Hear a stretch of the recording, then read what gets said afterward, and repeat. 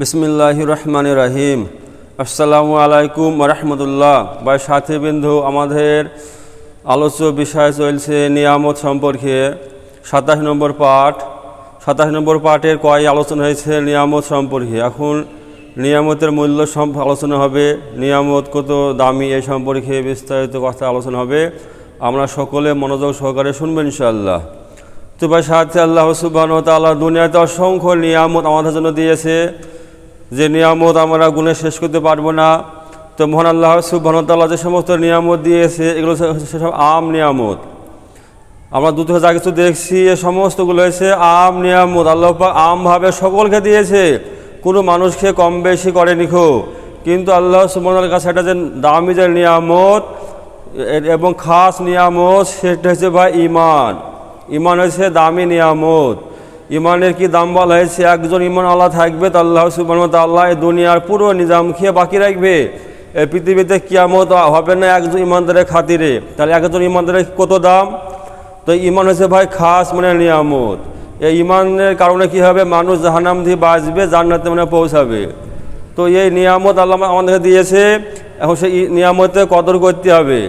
তো এই যে দুনিয়া যা কিছু দেখছি এই সমস্ত নিয়ামত, আমার শরীরে যে কি দামি দামি আল্লাহ পাক নিয়ামত দিয়েছে, এই নিয়ামতের শুকরিয়া আদায় করে আমরা কেউ শেষ করতে পারবো না খো।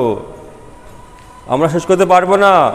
এই যে হাতে কত দাম, হ্যাঁ চোখে কত দাম, এ পায়ের কত দাম, কোটি কোটি টাকা দিয়েও একটা হাত যদি নষ্ট হয়ে যায়, হ্যাঁ পরিপূর্ণ সেরকম হাত দেওয়া যাবে না খো।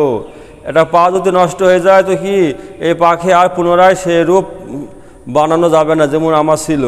ওই জন্য আল্লাহ পাকের নিয়ামত এ হয়েছে সব থেকে দামি নিয়ামত। ওই জন্য এই নিয়ামতের শুকরিয়া স্বরূপ আল্লাহ পাকের কি তসবিহ করতে হবে, আল্লাহ পাকের প্রশংসা করতে হবে, আল্লাহর হুকুমকে আমরা পুরা করতে হবে। তাহলে কি হবে? নিয়ামতের শুকরিয়া আদায় হয়ে যাবে।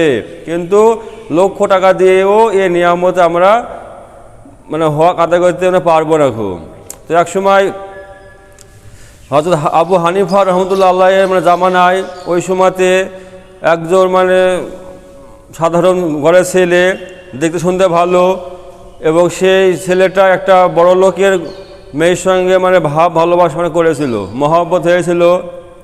এবার দুজন ছাড়া বাঁচবে না, বিবাহ করবে। কিন্তু মেয়ের বাপ কখনো ওই গরিব ছেলের সঙ্গে বিবাহ দেবে না। তো কী করেছে সেই ছেলেটা, সেই জামানার যে ছিল ওই আবু হানিফা রহমতুল্লাহ আল্লাহ, তিনার কাছে গিয়েছে পরামর্শের জন্য যে আমি এখন কী করব। আমি তো বড় লোকের অমুক মেয়েকে ভালোবেসেছি, আমি ওকে বিয়ে করব, কিন্তু ওর বাবা তো বিয়েতে রাজি হবে না, বিয়ে দেবে না। তো এখন আমি কী করতে পারি, কী আমার উপায় হবে? তো আবু হানিফা রহমতুল্লাহ আল্লাহ সেই ছেলেটাকে বলেছে যে আমার কাছে থাকো, আমার কাছে শিক্ষা গ্রহণ করো, দিন শিখো, তারপরে ইনশাআল্লাহ আল্লাহ পাক চাহে তো তোমার সঙ্গে সে মেয়ের বিবাহ হবে।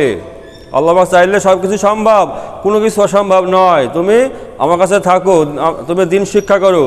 তো সে আবু হানিফা রহমতুল্লাহ আল্লাহ সে যুবককে দিনের শিক্ষা দিয়েছে, নামাজের ট্রেনিং দিয়েছে, নামাজ শিখিয়েছে, কোরআন শরীফ শিখিয়েছে, সমস্ত কিছু শিক্ষানোর পর তার দিন কি মোকাম্মেল হয়েছে, পরিপূর্ণ হয়েছে।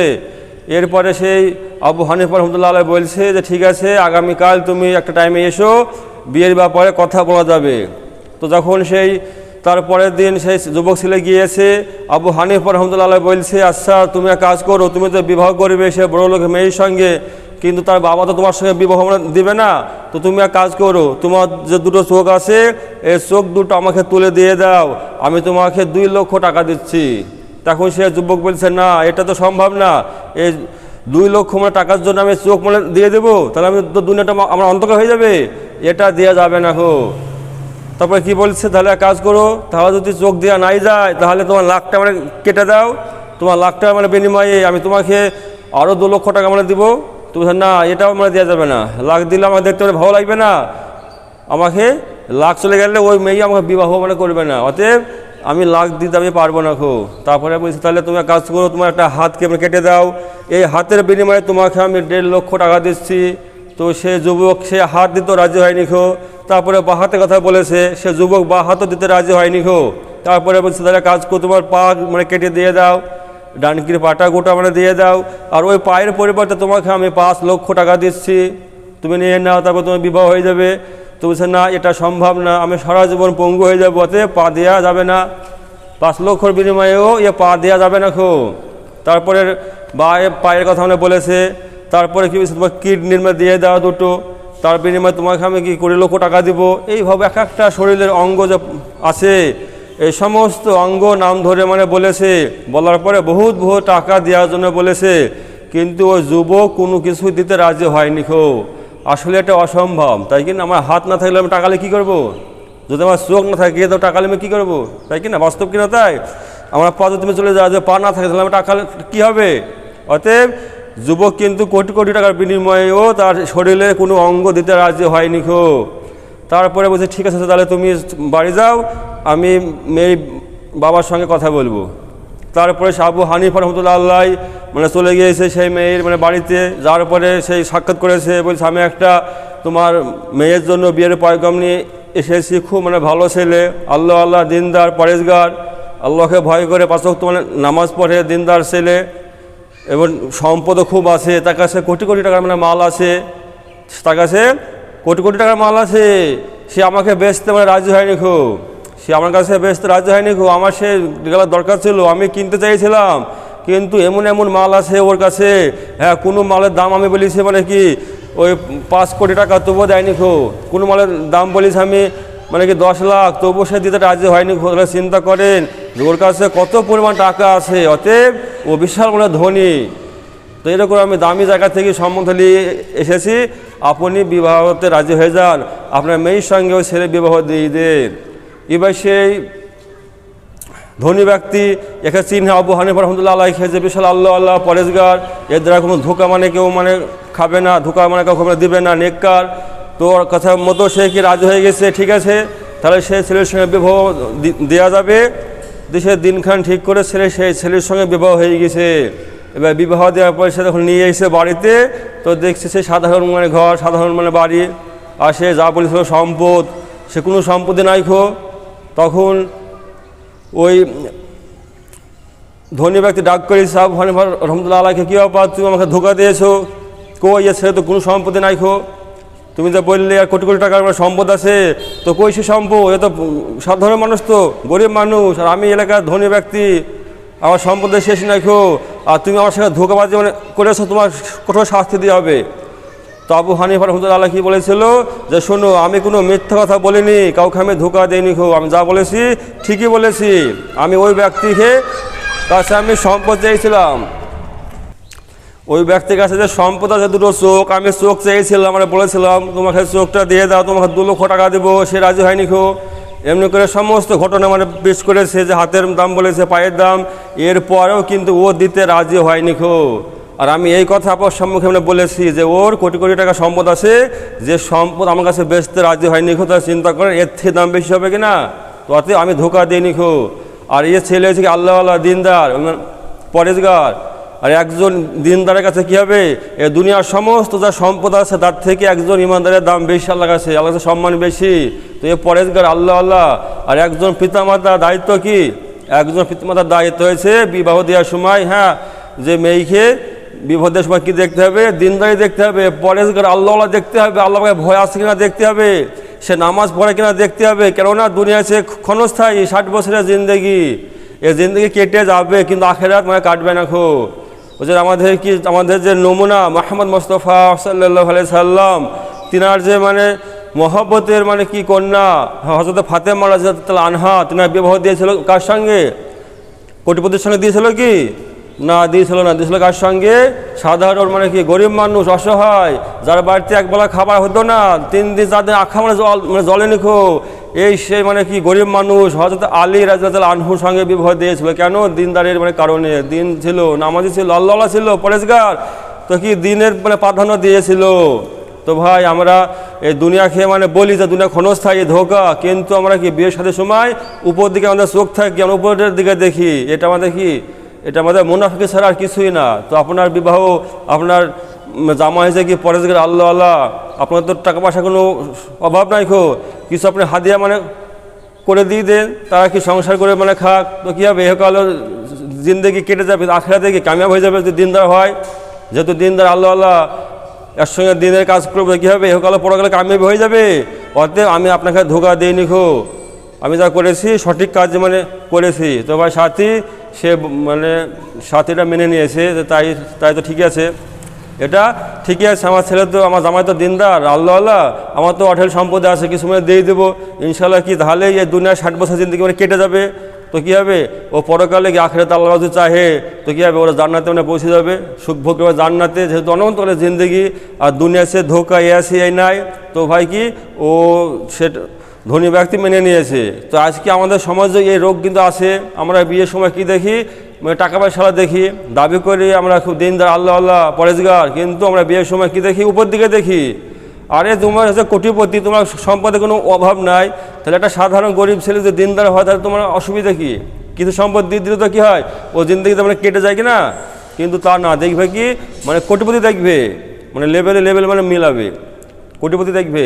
ওদের ভাই বিবাহের সময় সব থেকে সময় প্রাধান্য দিতে হবে কি, নেককার আল্লাহ পরেজগার, এদিকে খেয়াল রাখতে হবে।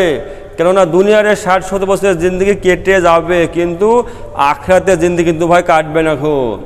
ওই যে ভাই আল্লাহ পাক যে অসংখ্য নিয়ামত দিয়েছে না, তো এ সব থেকে দামি যে নিয়ামত সেটা হচ্ছে ঈমান। যদি ঈমান যদি থাকে তো কী হবে, ঈমান থাকলে হ্যাঁ দুনিয়ার সমস্ত কিছু না থাকলেও ও ব্যক্তি কামিয়াব হয়ে যাবে, ও ব্যক্তি কামিয়াব, কিছু না কিন্তু ঈমান আছে মানে তেমনি কামিয়াব।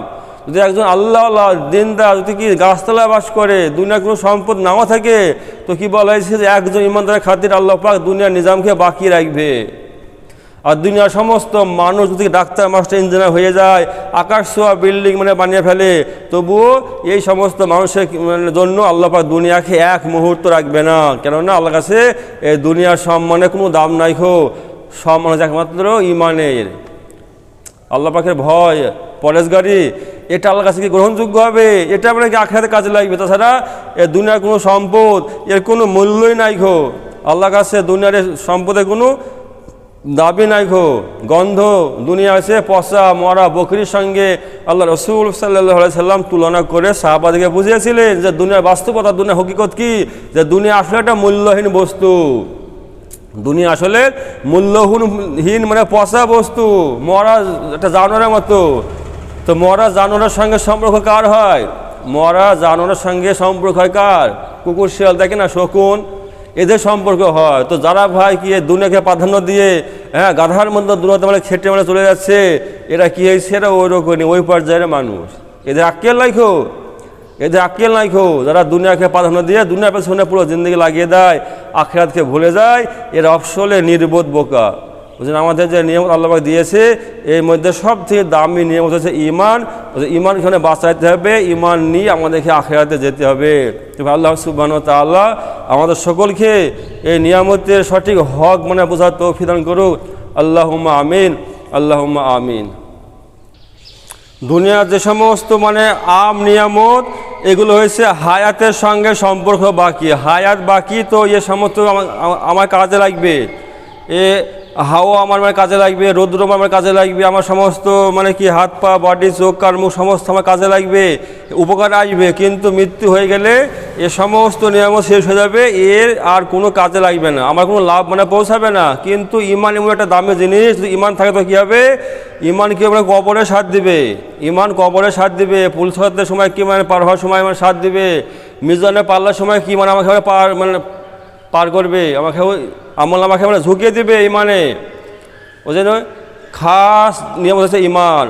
ওই জন্য আল্লাহ পাক তাকে ঈমান দিয়েছে, তাকে কি দুনিয়া আখিরাতের সমস্ত সব কিছু মানে দিয়েছে, দুনিয়া আখিরাতের সমস্ত কল্যাণ দেওয়া হয়েছে, তাকে ঈমান দেওয়া হয়েছে। আর যাহাকে ঈমান দেওয়া হয়নি তাকে কিছুই দেওয়া হয়নি খো, একমাত্র ঈমানদারেরই দাম আছে। একসময় হযরত মুসা আলাইহিস সালাম আল্লাহর সঙ্গে দেখা করতে যাচ্ছিল তুর পাহাড়ে, তো একটা মানে শুয়োর মুসা আলাইহিস সালাম বলেছিল, হে মুসা তুমি কোথায় যাচ্ছ? তো আমি যাচ্ছি আল্লাহর সঙ্গে কথা বলতে। তো শুয়োর কি বলেছিল, তুমি আল্লাহর কাছে গিয়ে বলো যে আল্লাহ আমাকে মানুষ করে দেয়, আমি মানুষ হব। কি বলছে, যেন আল্লাহ আমাকে মানুষ করে দেয়, আমি মানুষ হতে চাই। তো যখন সে মুসা আলাইহিস সালাম যাওয়ার পরে সমস্ত কথা শেষ করার পর সেই কথা আমরা পেশ করেছিল, তো আল্লাহ পাক কি বলেছিল যে মুসা তুমি ওকে গিয়ে বলো, ওকে মানুষ করা হবে, ওকে আমি মানুষ বানিয়ে দিব, কিন্তু ওকে আমি ঈমান দিব না, ওকে আমি ঈমান দিব না, শুধু মানুষ মানে বানাবো। তো যখন এই কথা বললো সেই শুয়োরকে, তো সে শুকুর সে খিনজির কি বলছে যে না না আমি মানুষ হতে চাই না, তুমি আল্লাহর কাছে গিয়ে বলো যে আমি মানুষ হতে চাই না, আমি সুখ আছি, ভালো আছি, আমি খিনজির আছি, ভালো আছি, আমি মরে যাবো, মাটি হয়ে যাবো, আমার আখেরাতে কোনো হিসাব লাগবে না, খুব আমাকে জাহান্নামে যেতে হবে না।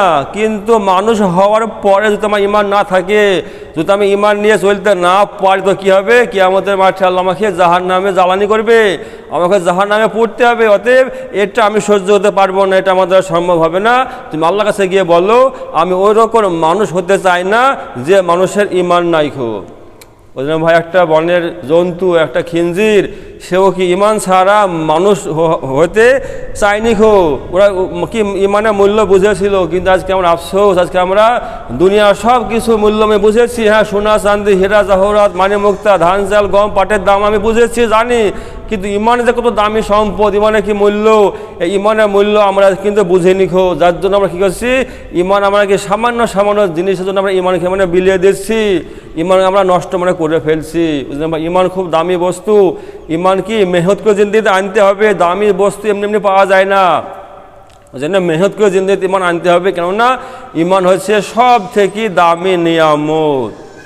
দুনিয়াতে হাজারো কোটি কোটি নিয়ামত আছে, তার মধ্যে সব থেকে দামি যে নিয়ামত সেটা হচ্ছে ইমান। যে আমি আল্লাহকে চিনেছি, আল্লাহর কাছে আমি মাথায় নত করছি, সেজদা করছি, এই যে আমার তৌফিক পাওয়া, এটা হচ্ছে কি সব থেকে দামি নিয়ামত। আর আল্লাহকে এটা মানে ভালোবাসা, যে সে আল্লাহ ঘরে মসজিদ আসতে পারছে, এটাই আল্লাহ সুবহানাহু ওয়া তাআলা ভালোবাসার নমুনা। দুনিয়া টাকা পয়সা গাড়ি বাড়ি হয়ে যাওয়া এটা আল্লাহ পাকের ভালোবাসার মাপকাঠি নয়।